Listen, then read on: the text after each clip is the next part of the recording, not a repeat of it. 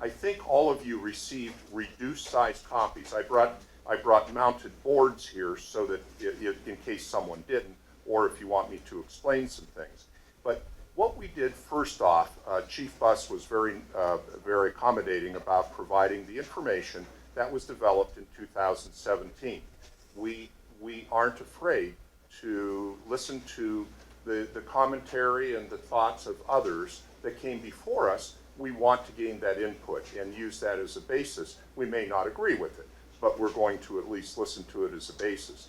Then I developed a form that basically, and I've got copies there, but basically it's an architectural programming form, and Chief Buss and some of his staff members and I sat down for several hours and went through line item by line item, space by space. I mean, literally every restroom, every laundry area, every apparatus area, everything having to do with the project and the building that was proposed back in 2017.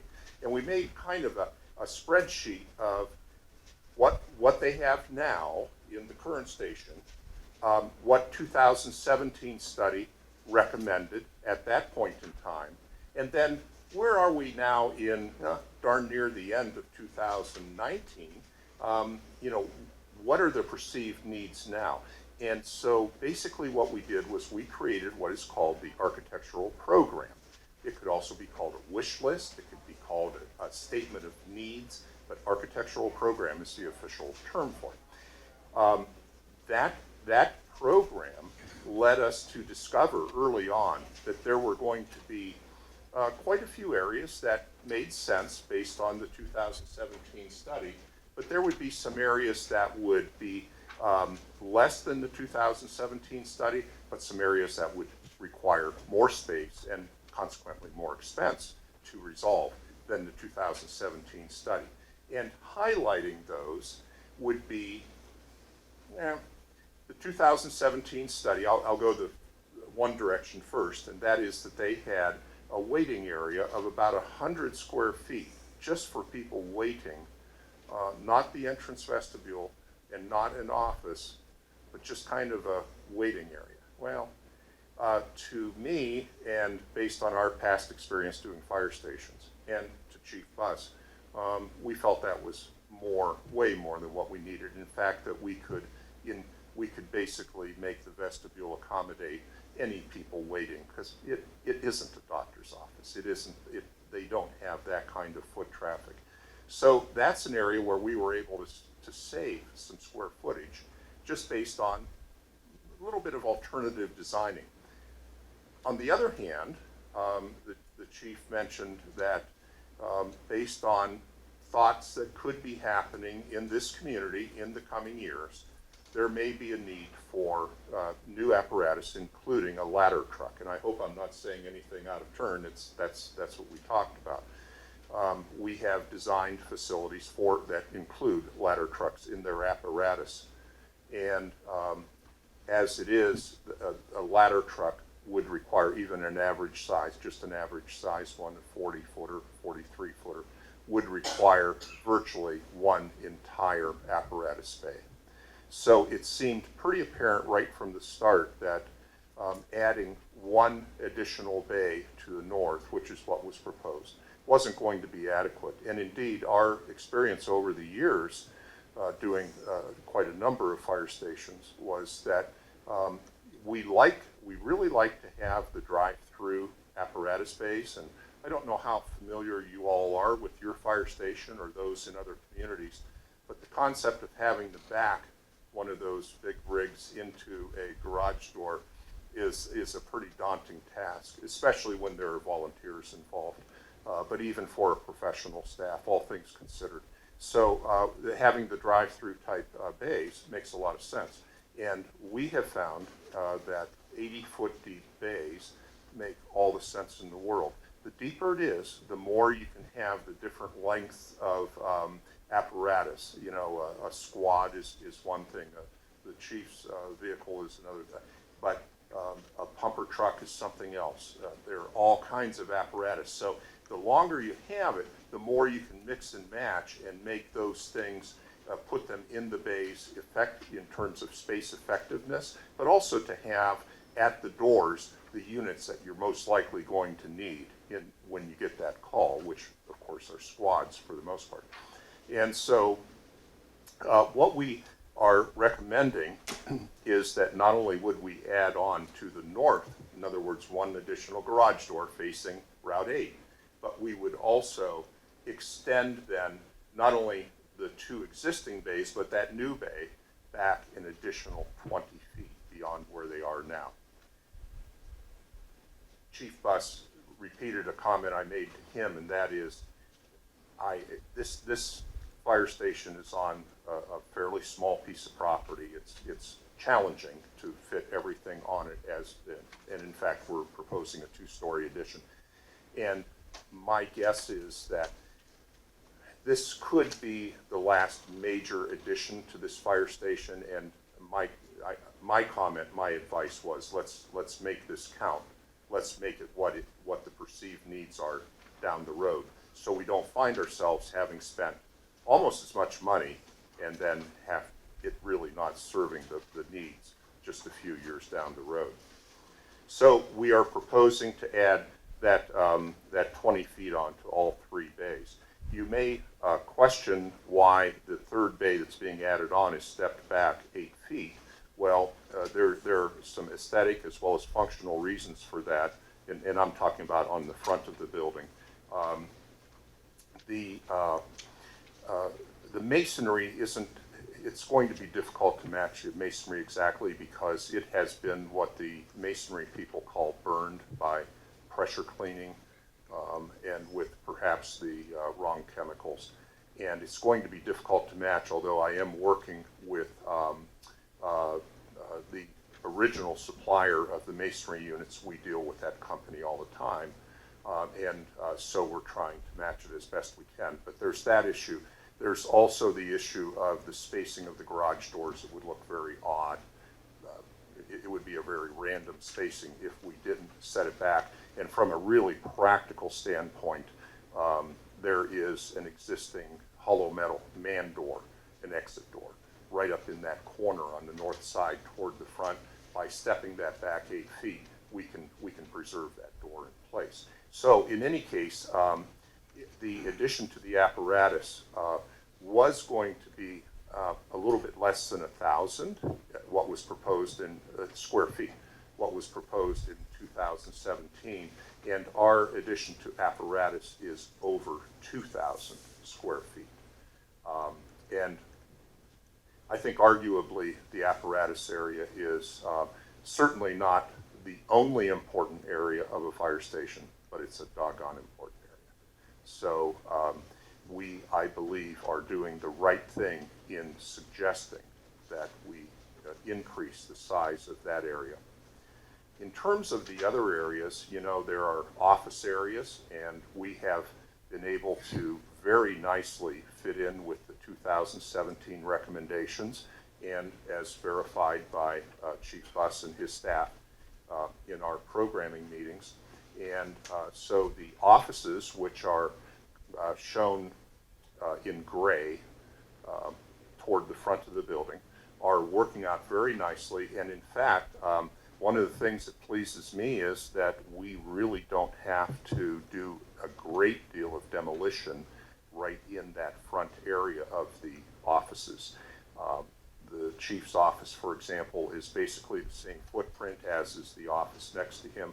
We are moving some partitions, but there are some spaces that aren't being changed really at all, except for finishes and you know, sprucing them up as part of the program. When we get beyond, though, the front office spaces, that's where we really have some shortcomings. The station has some shortcomings now. Where the firemen actually have what they call their bunk area is about as illegal as the day is long.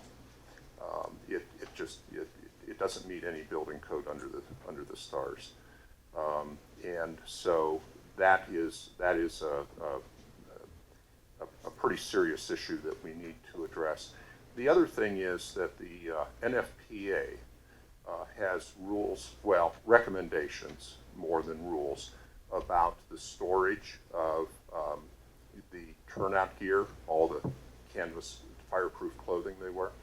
And it has been proven that, and not so long ago, proven that there are carcinogens that can come back from a fire, depending on the nature of the fire, on that turnout gear. And it really has to be isolated until it has been cleaned. And if you, and I don't know how well versed you are at reading plans on printed on paper, but if you look, you'll see that the fireman returning from a fire can actually go into an area that it's called a hazmat shower, and basically there will be a ring, and they can stand there in their gear, their filthy gear, and literally pull the ring just standing there. And I mean, this is a space with a big old floor drain, no, not fancy, but they can literally rinse off while they are still in full gear, and get the worst of the debris off. There will be eye flush areas and that kind of stations and so on right there as well. But then we go into the extractor area for cleaning the turnout gear, and then the dryer unit. And these are fairly large pieces of equipment, fairly expensive pieces of equipment that clean and dry the turnout gear, and then from there that turnout gear can go right back to the storage area. Once again, NFPA guidelines say you should not store the turnout gear in the apparatus areas. Now, I think conventional wisdom, as we've all grown up, you know, looking at fire stations and stuff, the turnout gear was just about without fail stored in the actual apparatus areas along the walls in open lockers. That is, you're not allowed. NFPA suggests that you don't do that, but rather have it stored in its own designated areas, which we have shown on the drawings, and we have shown for the number of turnout gear lockers that the chief would like to have as well. And those areas actually should not be exposed to harsh lights or any fairly bright lights like we have on in here. It should be a dark area because that affects the fireproofing of the turnout gear. So we're trying to be smart about all that and have all of the functions downstairs. We're trying to work with spaces as much as we can. You'll notice that the men's and women's restrooms are not changing. A number of spaces are remaining fairly much the same footprint, especially in the front, but in the back, where we're adding on, of course, we're addressing many of the needs that are there, including a desire to have a training/workout room for the firemen, and you'll see that in the back corner, along with plenty of storage, expanded mechanical equipment area, and once again, the turnout gear lockers that are all located on the first floor in the non-apparatus area of the expanded building. Is what I'm saying, does it make sense? I mean, are you seeing that, following me on your plans? Okay, and I hope I'm not belaboring this too much.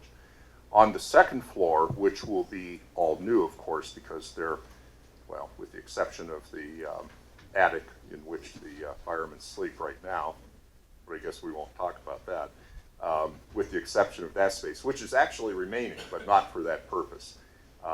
There will be a second floor, which is, as you might guess, more the living area, the area for the firemen who are there, you know, for their long shifts and everything. And there it includes, instead of the 4 sleeping rooms that were individual sleeping rooms that were included in the 2017 study, we actually included 6. 1/4, at least temporarily, has been designated as a watch office, however. But we actually do have the capability of having 6 bunk room or individual bunk rooms. And you know, a larger station might have more dorm type or open sleeping spaces. In a smaller station, we find that it works better to be individual sleeping spaces, in part because there are firemen and firewomen. And so it just works better to have those set up the way we do. They're fairly small rooms with a twin bed and just a few lockers in there for whoever happens to be using the space.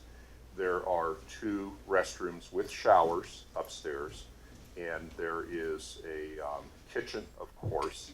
You have to have a nice kitchen and a fire station with a pantry, an eating area with some storage next to it, and then the day room. We're also showing on the back of the building a small balcony that would just be what we anticipate at this point as just being a metal grate balcony with pipe railing around it. And that would just be an area for the staff members to be able to go outside and get some fresh air. I don't know what the policy is on smoking, and I don't know if anyone smokes there, but if they do, that would be the place where they could go to do that. And then there is laundry for bedding and personal items upstairs, which would be more of just a heavy-duty residential type washer and dryer like you might have at your own home.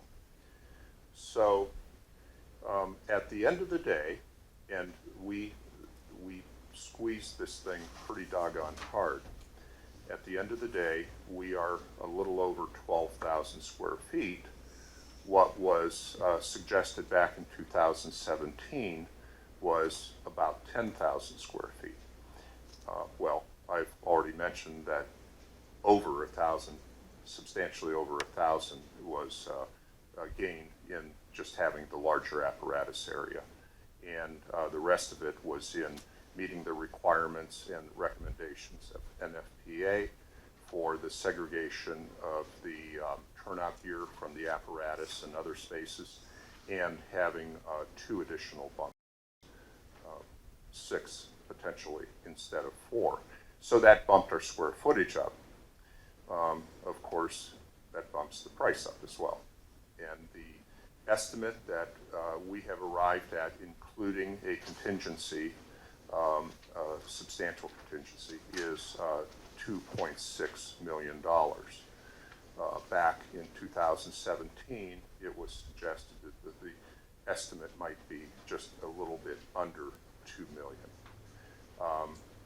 There are, it's obvious, the larger size building is going to increase the price. Beyond that, we have 3-year inflationary increase, and I say 3-year because instead of 2017 potential costs, we're going to be facing 2020, and because of the phasing, we'll actually roll into a little bit of 2021 as well. So I'm trying to allow for that. What we have found is that in all of the projects we're doing, and that's quite a few, the whole Midwest seems to be enjoying good economic times. What that is doing to contractors is allowing them and frankly encouraging them to not give quite the bargains they would give if there were very lean times out there. Now that will be, the bidding process will yield the most competitive contractor when that time comes. But I tend to be conservative in nature, in my life and in my work. I tend to be pretty conservative. And I learned a long time ago it was easier to explain to someone why there's actually, it's costing a little bit less than the estimate rather than costing more than the estimate. Now, that's not an absolute guarantee that it won't exceed the estimate, but I, based on my experience and so on, I feel comfortable with the numbers that I'm giving you here this evening. And so there is an increase. I wanted to talk also about the proposed project timeline, and I don't think you received this. I'm not sure whether Jason forwarded it, but I'll just touch on the highlights, and that is that we would recommend, and I think we're right on target to accomplish this.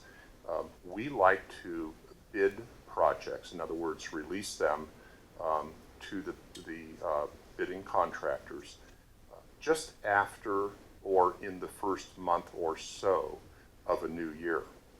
Even if a contractor has a fiscal, corporate fiscal calendar that is other than the annual calendar, what we find is that here in Northeast Ohio, we have winter, and winter causes a lot of havoc in the construction industry. And it really kind of starts and ends the building cycle, so to speak. And so we find that our experience has been that yes, you can bid a contract project anytime, but you can get perhaps the most competitive bids and the most interest in the bidding process if you do that in January or February. That allows contractors to get that first project on the books, so to speak, for that particular year's building season. It also allows the contractors, from a very practical standpoint, to, of course, the bid period is 30 days long, so that puts us on into perhaps March, but that allows the contractor that is awarded the project some time to get up and running, get his team assembled, start producing what are called shop drawings and submittals for the various products that are going to be included in the construction and in the building. And then when the first hint of spring happens, whenever that is, they can put a shovel in the ground and have the entire building season, knowing that even if it's still kind of lousy and raining and cold, at least every day in theory is getting better as they're starting the project, so that it can be hopefully roofed in and weathered in for fall by the time the fall rains and snow hit. And that's exactly what we're recommending. And we have that the contract would be that you folks would be authorizing the release for bidding in January on the 22nd. The bids would be reported to, or public bids results would be reported to you along with our recommendation based on due diligence we would do on the low bidder toward the end of February. Then we allow for some time for you to consider that resolution, and it would be about the assuming that you meet every other Wednesday, and I think I have that right, it would be probably March 11th that I would hope that you would pass the resolution to engage the recommended and low contractor, or the contractor you choose. And then the site work and work in general would be able to commence on April 1st, or depending on Mother Nature, sometime either before or after that. And then basically the project would be, it is a multi-phase project. We would start the site work and apparatus area first, and then actually have the apparatus area complete, ready for occupancy before we really tear into the and force the fire staff to leave their offices that they have now. We would use the new area of the apparatus wing to house temporarily those functions. That's my recommendation at this point. It may turn out that it will make more sense to get a temporary building or a trailer or something out there, but I think we can do that pretty nicely in the apparatus area because of the additional apparatus area we're going to do. We would actually start the foundations and under slab work and maybe even the floor slab of the expanded support area before the firemen would have to evacuate. So as soon as they evacuate, there would be a lot of selective demolition going on, and the addition would be melded into the existing support area, which is on, of course, the south side of the building. And finally, I think some people had expressed concern that they didn't want to see any flat roofs. I'm happy to report that we have no flat roofs on this building. It is all sloping, shingled roof like the building has now. There'll be all new shingles, but that's what we are recommending. So it's working out, we feel, pretty nicely. It is a practical, what we have designed, I feel, is a very practical solution to the needs. I think it's a comprehensive solution in that we are addressing some perceived needs coming down the road. So the only thing I didn't touch on too much was the site work, and we will be providing, our engineering staff is already starting to get their arms around the stormwater management process and all the requirements of that. And Richard has been very cooperative. And in fact, his firm prepared a new survey for us, which did discover some discrepancies. I'm not sure if you noticed that, Richard, but the building is a little bit lower than what the original drawings had indicated. So, so we're really glad we had that survey, or have that survey to work with. And we are proposing, by the way, and in our pricing, it includes concrete paving as opposed to asphalt paving, recognizing the need to support the heavy vehicles. I'm sorry if I've gone on too long, but I know that we also discussed how dark it was around that building, especially at night. I know we talked about extra lighting in that back parking lot and also in the front, and kind of lighting that building up from the street too with some uplighting. I think will make it not only attractive but a lot easier to navigate yourself around the building and around the parking lot. Right. I have in my line item pricing $30,000 in for that lighting specifically. Does anyone have any questions or? Yes, sir. I do have a couple questions. You had mentioned the matching the brick, that the brick was cleaned and sealed a couple of times in the past. Are you talking about doing matching the brick on the entire apparatus bay or just the front of the building that's being seen?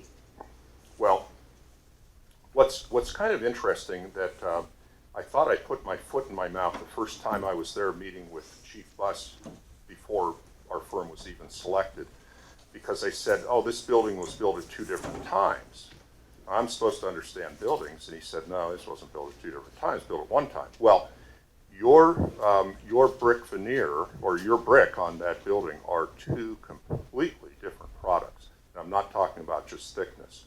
The apparatus area is actually a pigmented concrete brick product, cement brick product. And it was made by the Shorey Company right down in Louisville.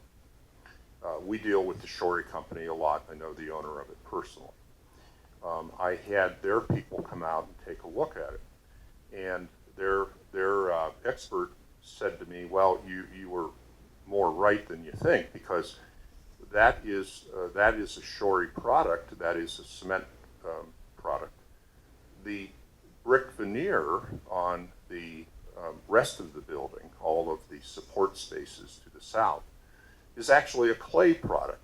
It still has the larger face, but it's a clay product. And if you're going in the front man door, entrance door of the fire station, you look to that corner just to your left, you'll see the some of the joints don't even align, but they're different products. And that's what caused me to question whether it was all built at 1 time. So what we are proposing, getting around to answering your question, is we are proposing that we are going to remove the brick veneer from the entire south portion. Now that's not a lot of brick veneer, because frankly we're adding on to the back. That's got to come off anyway. On the south side, We're changing some windows. We have to have different openings and so on in the brick veneer, in the walls anyway. And so what we have tentatively thought, working with Shorey and their support, is that Shorey is putting together a blend, a special blend, because they make, they have about 64, they tell me, different colors of that size of product. And what they do to change the colors up, they just insert different numbers of different units into a blend, and that's why it's called a blend. So different blends have different formulas of, you know, 2 of the darker ones, 2 of the lighter ones, and so on and so forth. They have come up with what they think will reasonably well match the front of the existing apparatus area where those 2 overhead doors are, apparatus doors are now. They think they can reasonably match that. Okay, now keep in mind that where we're adding our 3rd bay is, as I mentioned, we're stepping it back 8 feet. So now we have an inside corner, which is a great place. If you're going to have 2 products that don't quite match, that's where you want to have them meet. And so that's what we're proposing there. And Ken, the representative from Shorey, has suggested to me he thinks they can really come close on that. And then what we'll do is the veneer that is on the expanded south wing of it, including the 2-story section, will actually be a 4-inch thick product, a veneer of the same cement masonry product, not clay. So we think we're going to be able to, I mean, you don't, and it'll be in the eyes of the beholder exactly how well it matches.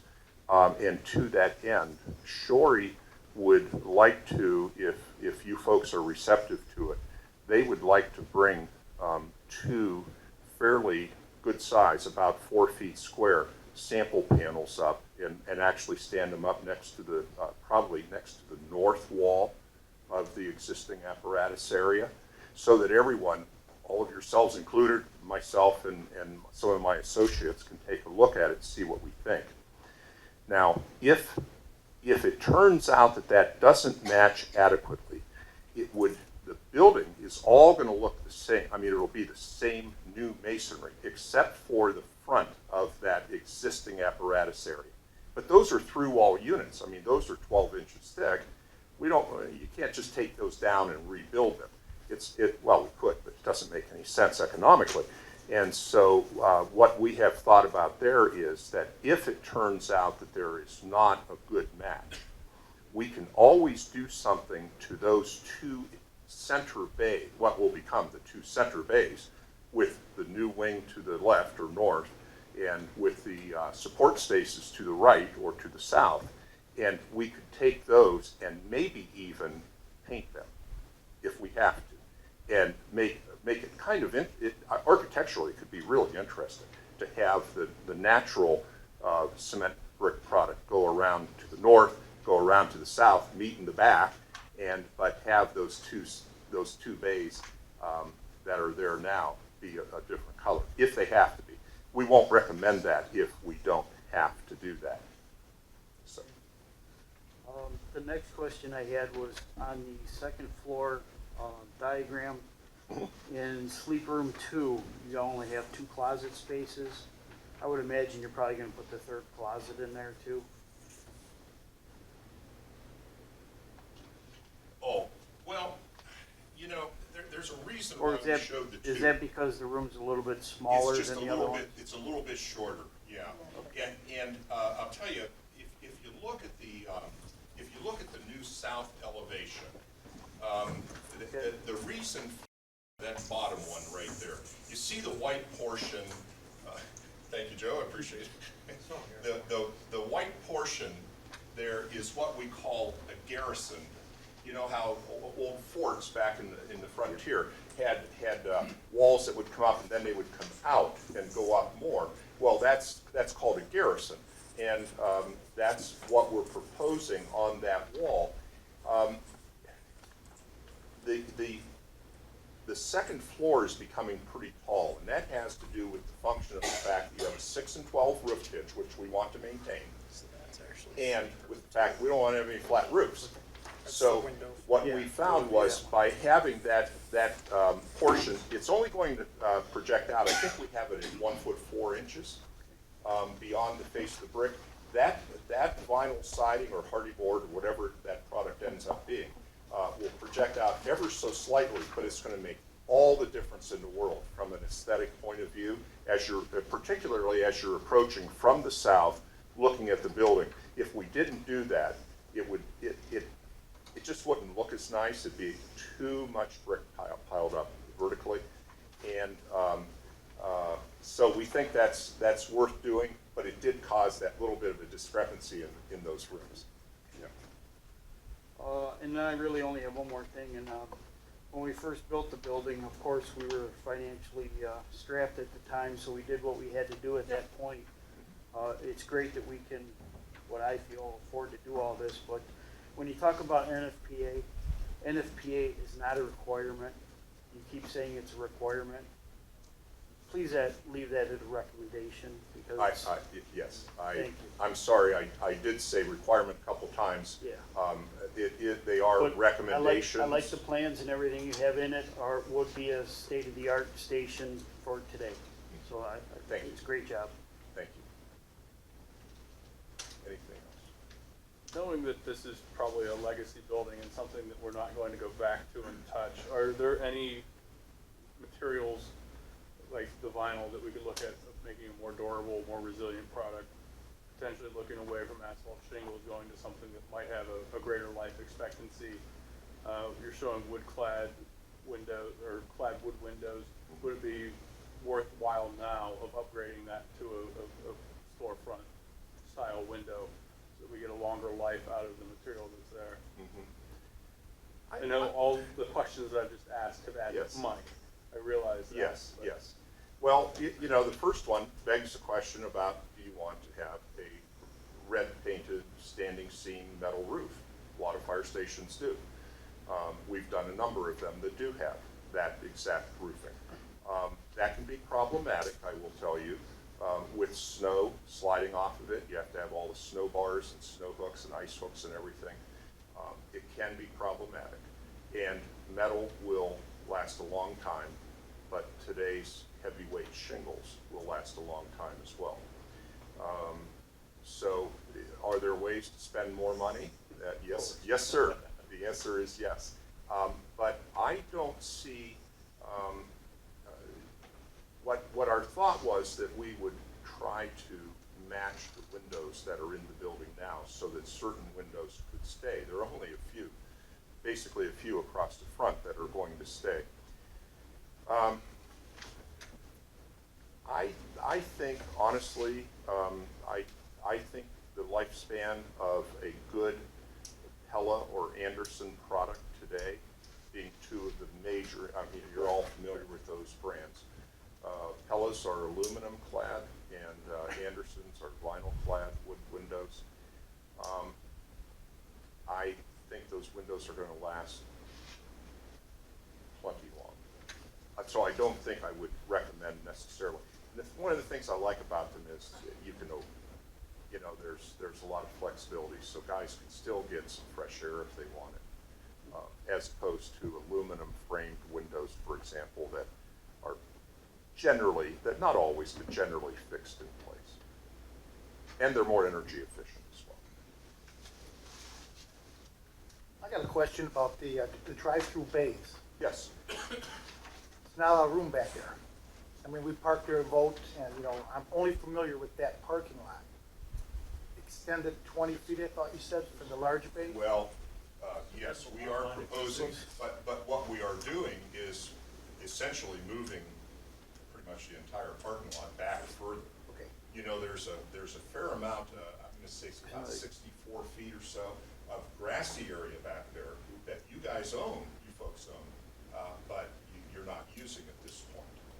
So we are proposing that this new curb line is actually, when I say the curb line, the edge of pavement to the east, the back, is going to be 5 feet from the property line. That's what your zoning ordinance suggests or dictates. And so that's what we're going to do there. Over here, I believe we're at 8 feet on the north side, in part because of the there is a grade differential. However, with the help of the new survey, our engineers are working on the idea that this parking lot will come up a little bit back in this corner. Now, it can't at the back of the apparatus space because those floors are where they are.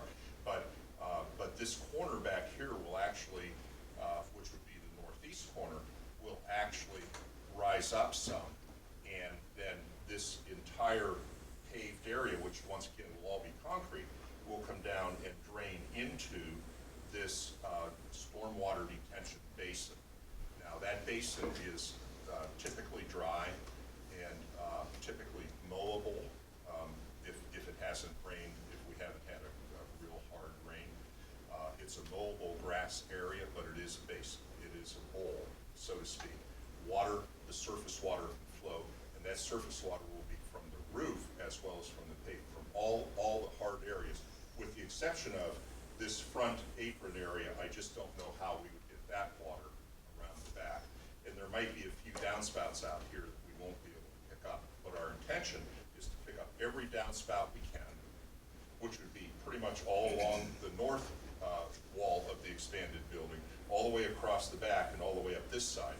So probably, arguably, 3/4 or even more of the roof water will go into this basin, and all of this paved area will drain into this basin. And then it will have a controlled discharge into the storm drain, which is a 30-inch storm drain that flows to the west along this private roadway down here that goes back to the nursing home.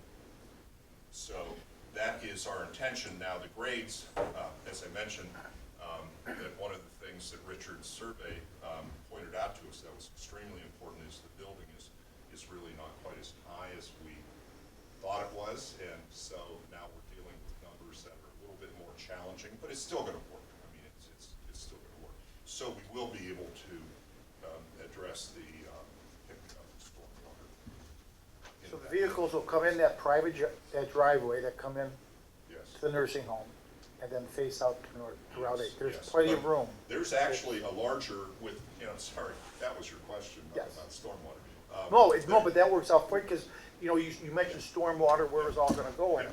Well, At least we see, know. that's part of the reason why conventional wisdom, we wouldn't normally put a storm basin between the parking lot and the building. I mean, we just wouldn't do that. We'd put it in the back or some, but here the grades dictate where it has to go, and that's right about here.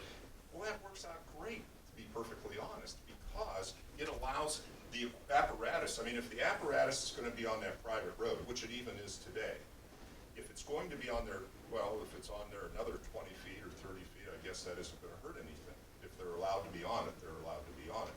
And then the apparatus will be able to come in and see with this big radius, and particularly the further north you go in terms of the bays, the easier that radius is going to be to make.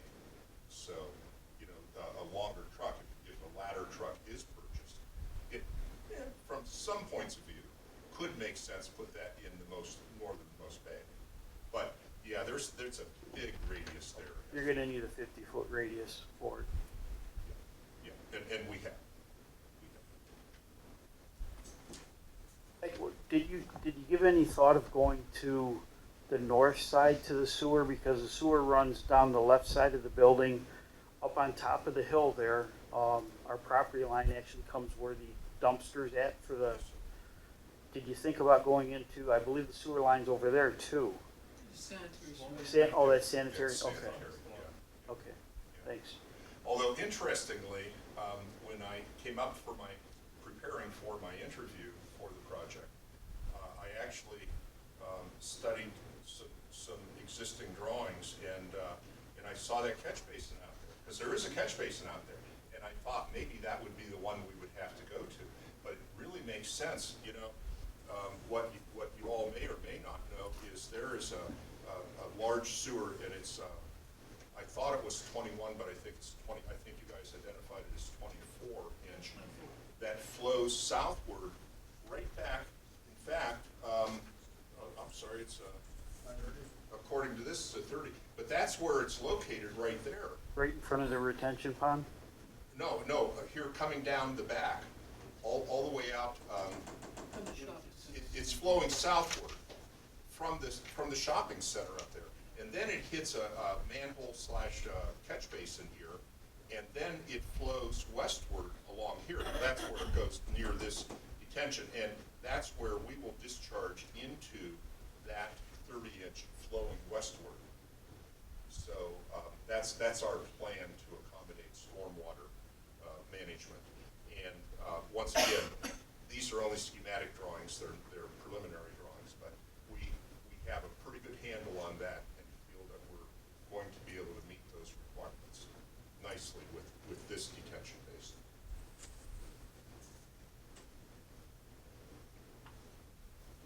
I do have one more question for Rich. How are we set for French's Drive there as far as the way they built it? We covered for our weight for our trucks? Well, we didn't build that as a village project. Mr. Francis built that driveway. I Well, don't that's remember actually, the composition. that's actually They a generally street, were not a just. driveway. So, Will we generally have, not will we, built for heavy truck traffic, these driveways. so what will we need to do to reinforce that road for the trucks? Well, we just have to, well, you have to look at what the composition of the drive is. I don't know what it is offhand, Gary, after that's being asphalt. I don't know what the thickness is, I don't know what the base is on that. Okay. But in general, facilities like that build cheap driveways and cheap parking lots. Usually a 4-inch probably asphalt. At most. You may have two. When did they put that asphalt. driveway in That- for the nursing home? That might be this? something we need to When look did at they too. put that driveway in? You know, Well, I you mean, built we it- won't need to do it phase right one, away, just but I'm just wondering what year it was. Around, using it for, oh, I think it was. In the 90s? yeah, we have been after using the, it, so it's, Fire station was for the built, drive on about 21. 2002 or something. It was put there in 2002? Around then, it's been a long time ago. We've been using it since the fire station's been open and the thing hasn't failed yet, so must be pretty decent. well, but we don't have, No, we don't we're have- he's we're talking talking about ladder the truck and everything else, and we don't have trucks that weigh that much right now, We don't so. have any problem with our ambulances and the small fire trucks. First of all, you don't get that many of them. The ladder truck, though, I'm not sure. That's a little different, you're what running the, a lot They bigger do weight. run semis back there that supply the nurse. The semis go back there? Cernas for their delivery truck. I thought they were. So I was coming just in wondering trucks. what they put in the plants when they put the road in. I know part of it. Because that's what Gary's trying to ask about. At least 6 to 8 inches, because we had a car that drove off it and got stuck. And it was a good Okay. 6 to 8 inches. Yeah, well, I'm just, like I'm Part of the worried, berm. ladder truck, you're talking 80,000 pounds, so, and I'm sure they're not putting an 80,000 pound semi back there, but just something to think about. Yeah, it's actually, Gary, it's not the total weight of the vehicle, it's the wheel loading. yes. So it's, Yeah, the ladder truck would have an additional axle and spreading out some of that. And the vehicles would be going relatively slow, which semis ought to be going relatively slow back there too. But the point is that dynamic loading that you get on an interstate, you feel it on the bridges and stuff like that. It would be minimized there. But also you have, with the extra axles, you've got the twisting and turning of the axles, Yes, which sir. you're gonna rip it apart too, so Yes, sir. just something to think about. Yes, sir. Well, we just have to back it in from Route 8. Not recommended. It might be better to repave. I'm teasing. Thank you very much. In the end, if the driveway couldn't handle it up to that point, we'd rip out the drive, put a concrete drive up to the fire station entrance on it, that'd be sure. We're not gonna rip out what's there now. starts falling apart, then we'll fix it. Thank you. Thanks, Randy.